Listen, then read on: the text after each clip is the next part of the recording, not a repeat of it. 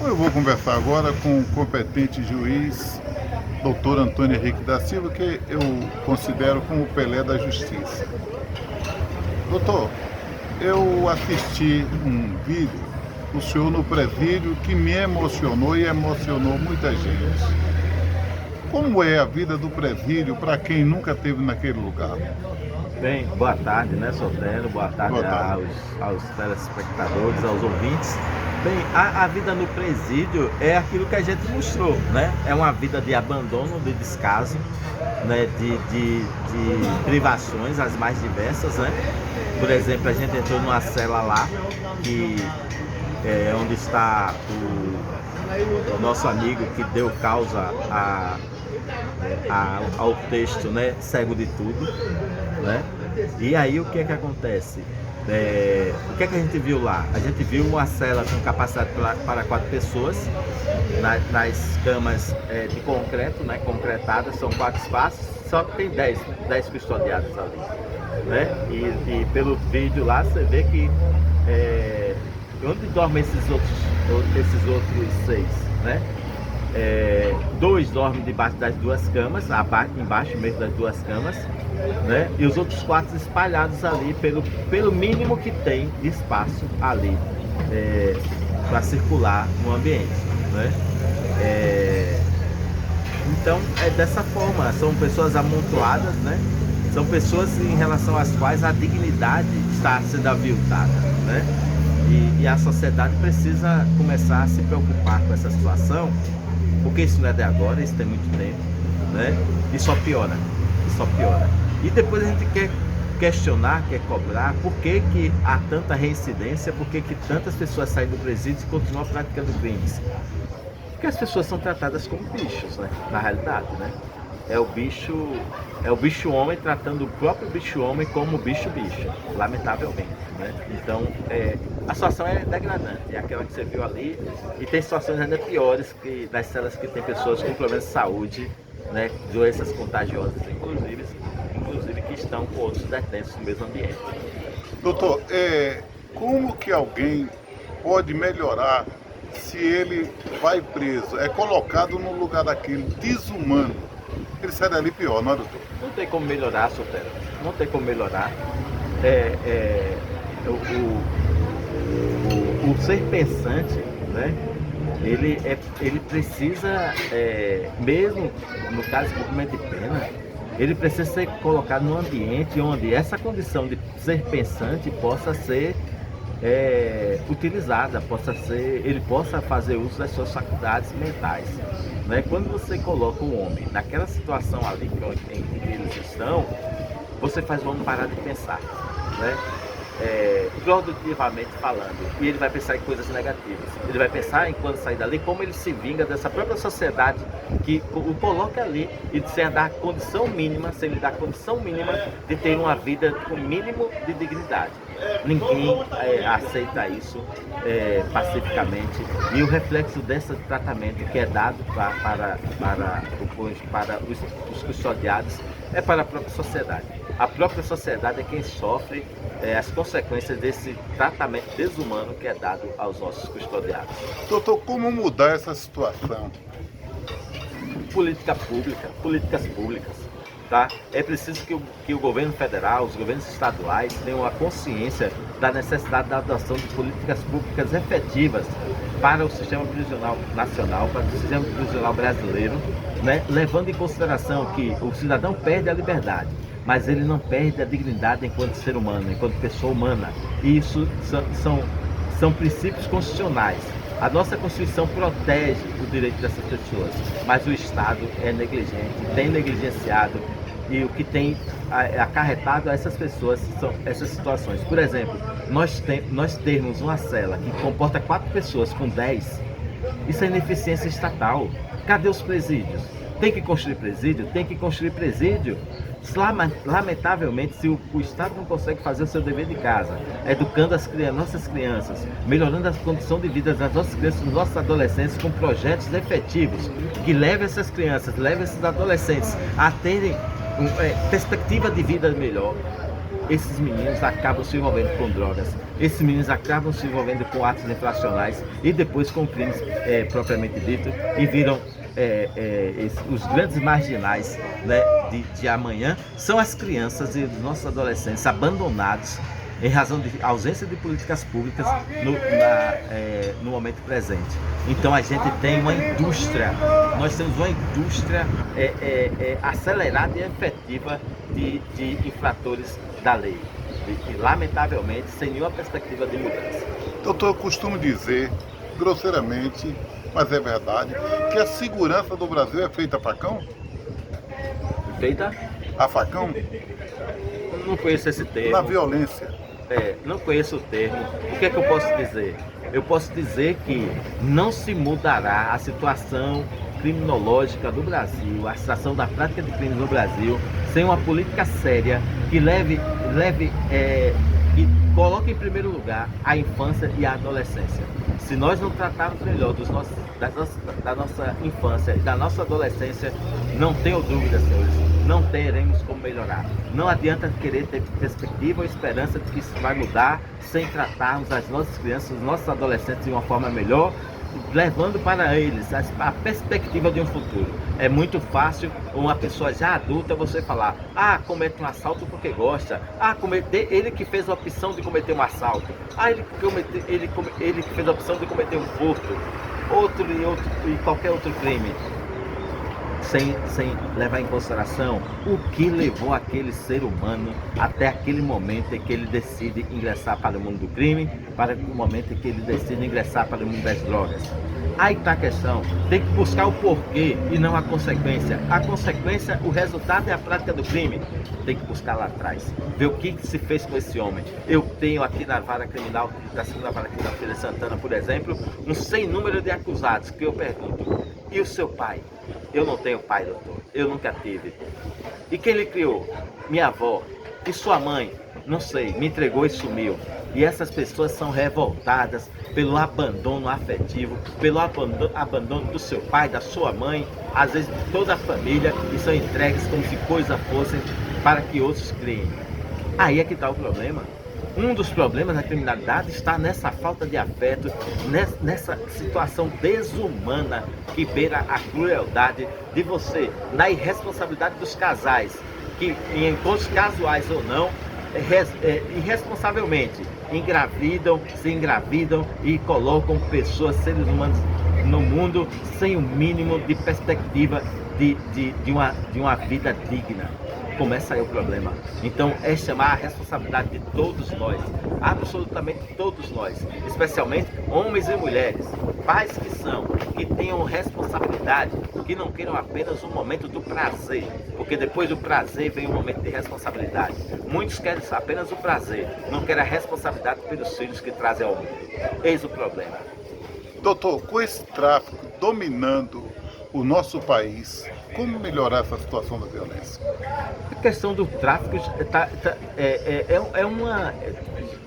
é um sistema criminoso que começa, volto a dizer, acabei de falar para ti, se não resolvermos os problemas das nossas crianças, de dar a elas perspectivas, dar ocupação, dar perspectivas de futuro, cuidarmos melhor das nossas crianças e nossos adolescentes, o mundo do crime vai ser muito atrativo. O mundo das drogas, que é um mundo economicamente milionário, vai continuar sendo a grande perspectiva, o grande horizonte de nossas crianças e nossos jovens, que, buscando projeção, a projeção que muitos artistas, muitos atletas projetam na internet, de vida boa, de vida confortável, de vida em seus carrões, seus iates, suas viagens, suas cidades, suas casas. Nossa juventude vai buscar isso também, só que vai buscar através daquela ferramenta que a sociedade lhe ofereceu, a prática de crimes, lamentavelmente. Doutor, mas o tráfico hoje é encontrado nas escolas, nas esquinas, e é preciso fazer alguma coisa, porque através do tráfico é que nós estamos vivendo essa violência. Perfeito. Volto a dizer novamente, a gente vai, aí é uma situação que você tem que trabalhar a questão da consequência, que a consequência é a quantidade de drogas que a gente tem no mercado, a quantidade de drogas que a gente tem circulando.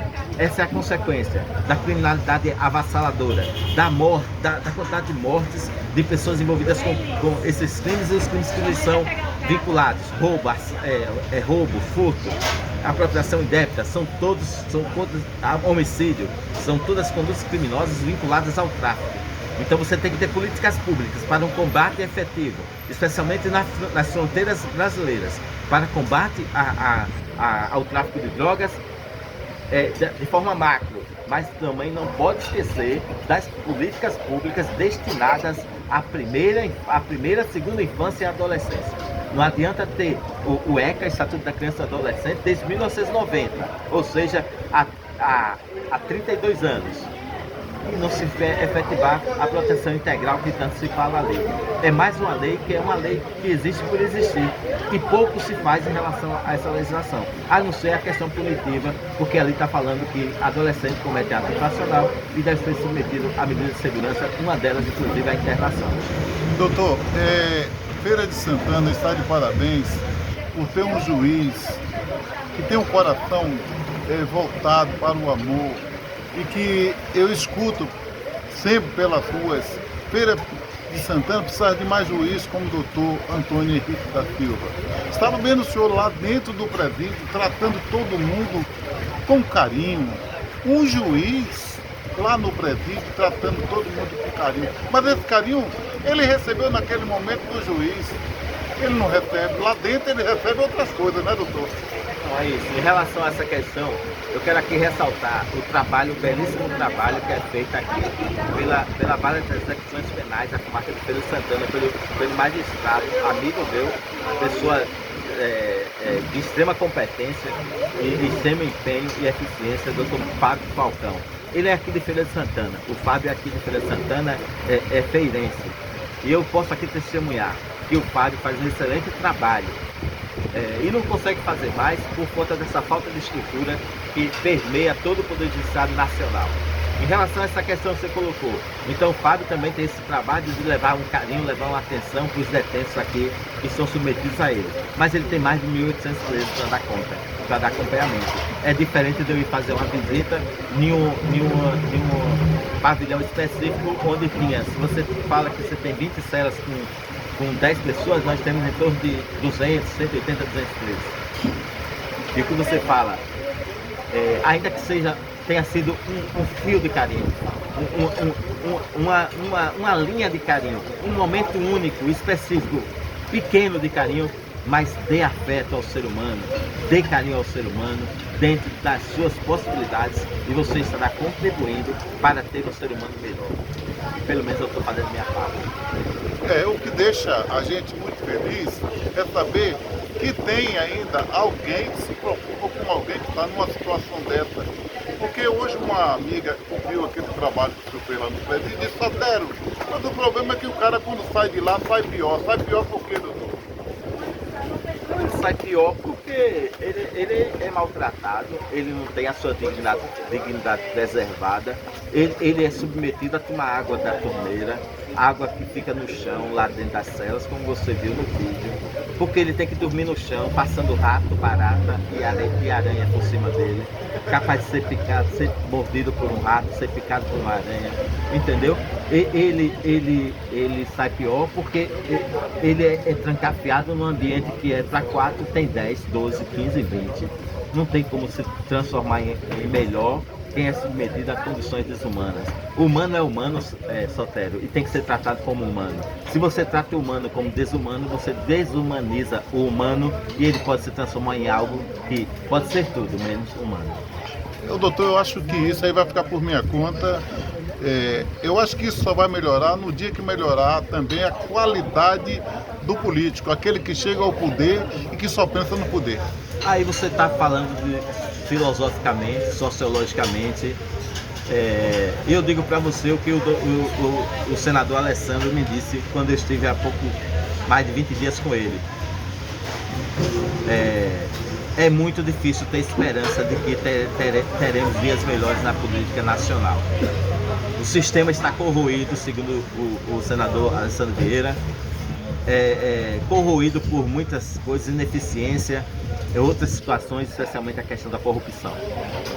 Então, enquanto eu prefiro acreditar no senador Alessandro Vieira, que está lá dentro do Senado Federal, do Congresso Nacional, e me falou que podemos até ter esperança, mas tendo a consciência de que é muito difícil mudar o que aí se importa. Você não acredita que isso só vai melhorar também se conseguir investir mais na educação? Até porque quem é educado na hora de votar sabe como votar? Mas quem decide políticas públicas para a educação, Sotero, senão os políticos. Mas é por isso que eu digo que o cara tem que estar com conhecimento para na hora que votar, dizer eu vou votar nesse porque esse vai me representar melhor. E alguém tem na testa escrito, Sotero, que é honesto, que vai representar melhor, ou a sociedade tem que fazer essa análise ela mesma, vendo o histórico da pessoa que está pleiteando um cargo. Mas será que a sociedade também quer fazer essa pesquisa, fazer essa busca, ou a sociedade se acomoda, né, e com esse comodismo ela assina cheques em branco para que maus políticos continuem ocupando as cadeiras do Congresso Nacional e a legislação reflita exatamente esses maus políticos? Eu quero dizer o seguinte, que alguém que tem cultura, tem mais conhecimento. Tendo mais conhecimento, vai votar melhor. Mas é isso que eu estou falando, Sotero. Eu estou dizendo a você que isso passa por políticas públicas que são criadas pelos próprios políticos. Mas se você tem políticos que não estão interessados nessa evolução da sociedade em termos de educação, de conhecimento, de cultura, como é que muda, Sotero? É verdade, a situação é muito complicada. Mas eu quero agradecer ao senhor. Hoje, gente, é sábado. Eu liguei para o doutor Antônio Henrique da Silva para fazer uma entrevista com eles. Vou aonde você quiser, venha na minha casa. Esse é o homem, esse é o juiz, viu? Esse é o homem de Deus. Eu não me canso de dizer que eu sou seu fã e lhe considero o Pelé da Justiça, não para fazer média, não porque eu faço coisa errada que eu não faço, eu quero fazer tudo certo como sempre fiz até aqui, é porque realmente, quando a gente encontra alguém que tem o seu potencial, a gente tem que agradecer a Deus. E eu peço a Deus pela sua vida. Eu que agradeço, muito obrigado a todos, sempre à disposição de todos os senhores. E dizendo aqui mais, o judiciário está muito afastado da sociedade, precisa se aproximar, e uma das formas de aproximação é dialogando com a imprensa, é prestando contas à imprensa, é conversando com a imprensa. Por isso que eu estou sempre à disposição de todos os senhores. Muito obrigado, tudo de bom. Eu acabei de falar com o Pelé da Justiça, doutor Antônio Henrique da Silva.